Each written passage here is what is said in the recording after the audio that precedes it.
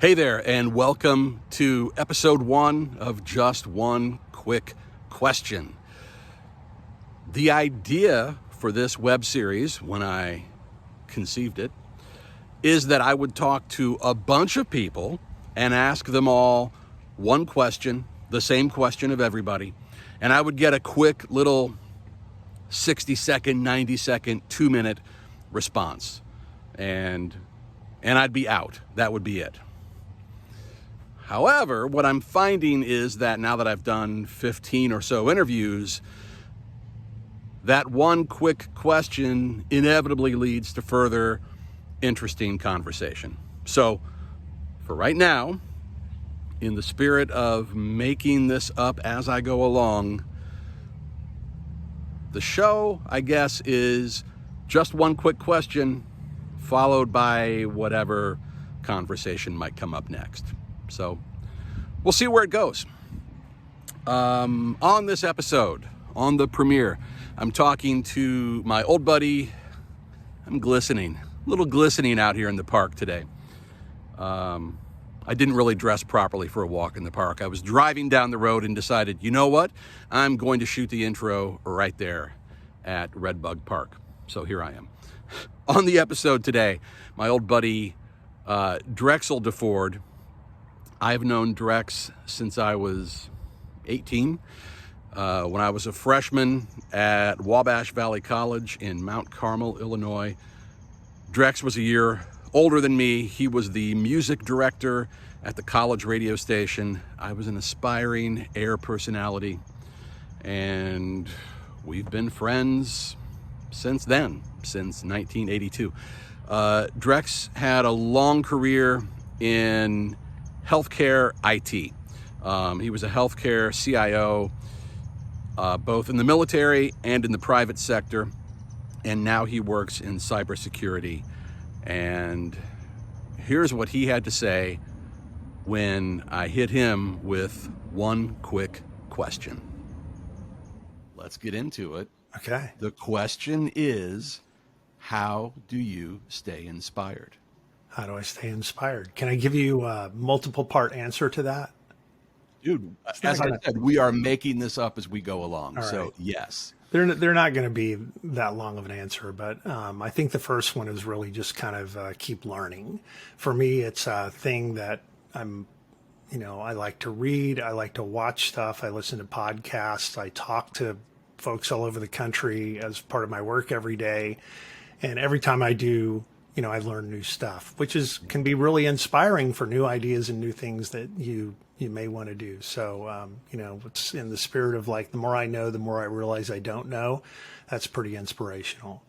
The second one is probably just like doing hard things, do the hardest stuff that you can come up with. I've been a turnaround guy most of my career. So, that is by its very nature going into places that are broken pretty hard and figuring out how to just ultimately build a life around being comfortable with your uncomfortableness. That's just the way the world works. And the more that you are, the more problems you can figure out how to solve and the more hard things you can figure out. And all of that kind of ties back to the learning issue. But yeah, just, do the hard things. And the other one that I sort of figured out over time was, have a personal mission. This isn't something that I really sort of figured out until my 30s. And I built sort of a PowerPoint deck for, at the time, I probably had a team of a couple of hundred people. And I was trying to impress upon them this is what I believe. This is kind of the culture that we're trying to build. And that turned into sort of a deck that I updated every year. And that ultimately sort of consolidated down into this personal mission statement for me that it's, better, faster, cheaper, safer, easier to access care for patients and families. And if I'm doing work that makes that go, then I feel like I'm pretty much, not off track. I'm on my personal mission lane. And again, that's inspirational because we're all patients and, fortunately I'm pretty healthy right now, but you never know when you're going to be a patient, and I want the system to work better than it does today. So right, that's it. Right. Yeah. What was the last really hard thing you did? Yeah. So the last really hard thing that I did, the last really hard thing that I did, I think, was make the decision to come to the job that I'm in right now, because I was an independent consultant, and things were going well. I liked being an independent consultant because I worked with lots of different companies on lots of different hard problems. So I was like I was in problem solving overdrive, turnaround guy kind of overdrive. Right. And one of my clients came to me and said, we'd like for you to just use all your time with us. And that was a hard decision to, not date around with lots of different companies, but to actually get married. But I think it turned out to be a good decision. And it's a lot of fun because, as you know, I'm in cybersecurity now. Talk about one of the hardest problems in the world right now. It's cybersecurity. So there's tons of great work to be done there, and it certainly lines up with keeping health systems up and running, and that ties to the personal mission. So right on. Yeah. Final question here. Everything you described early on in this conversation, it seems like part of it involves discipline and staying focused. And so I think I would be remiss if I didn't mention that you've had 2 careers and that you spent the first part of your career in the military, in the Air Force.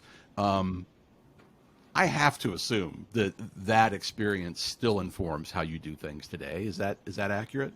Oh yeah, for sure. Yeah. I mean, you want me to get into that a little bit or no? What the hell? Why not? Yeah.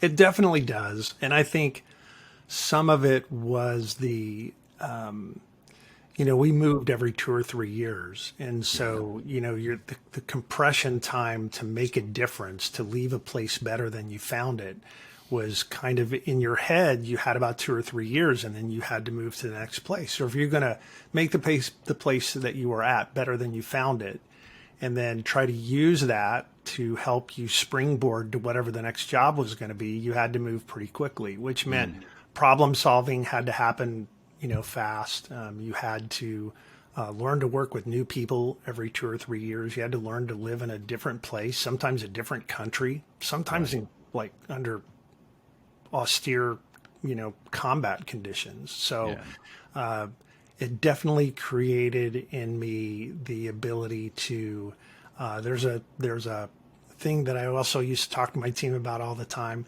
It's really crazy. You're pulling this stuff out of my head. But I used to have these little green Gumby guys that I would give out in my all hands. And they were the Semper Gumby Awards, the always flexible, not real Latin, but we're kind of making it up, right? Yeah. But it was all about, folks who could bend and flex and solve the problem quickly, even though it may have not been comfortable for them. And so I think that Semper Gumby thing is something that I got from my time in the military. Semper Gumby. Yeah. That's freaking brilliant, man.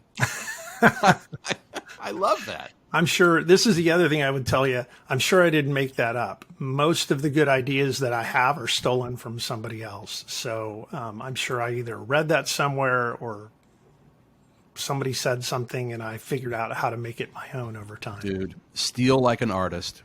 Yeah. You know that book? Plagiarism is the most sincere form of flattery.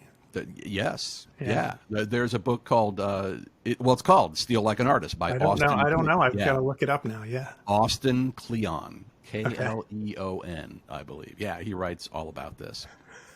Man, this has been great. I really appreciate doing this. Of course. It's cool. Oh, well, I thought, when you sent me the note, I thought it was sounds like a great idea. And I hope you're able to get a ton of these and put them together because inspiration, for a lot of folks come from, a lot of different forms and from a lot of different things. And I think it'll be fun to kind of hear what everybody else is thinking and where they get their inspiration. Man. Like I said, I made the fatal mistake of saying 100 people out loud. So now I've got to do it. Now I've got to find 100 people. Right on. All right, man. Thanks. Have a great day. You bet. Good luck.